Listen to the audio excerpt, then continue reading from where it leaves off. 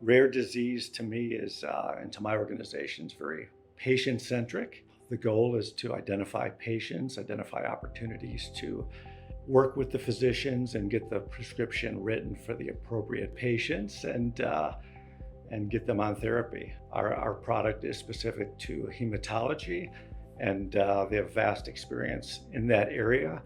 And also, I had former success working with biologics as well in a previous company. Adherence is very critical for us, and we're dealing with a patient population that is generally not very adherent, and therefore our hub and our patient services team can work more closely with those patients to help them with the process and make it as smooth as possible for them to stay on therapy.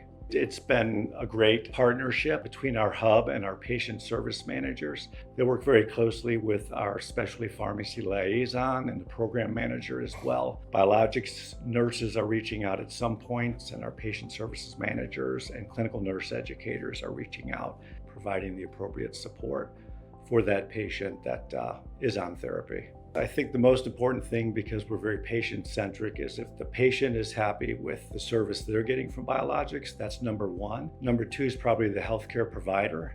If they're happy with the prescriptions they're writing and being filled by biologics, as well as their relationship with biologics. We're very small, and biologics is our exclusive SP, so inventory management and kind of keeping that at a certain level, not too high, not too low, is critical too, and the program management team has worked very closely with us on that as well.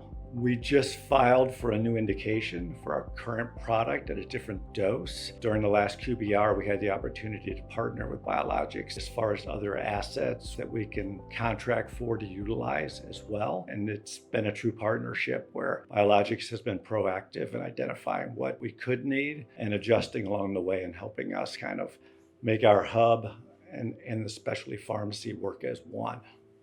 That's why we're continuing the current relationship where we have an exclusive specialty pharmacy with Biologics. I referenced a specialty pharmacy liaison previously. That's been a huge success, and that was brought to us by Biologics, suggesting that would be a good asset to utilize, and it's been extremely successful, and we know we're going to need a second specialty pharmacy liaison for our new indication.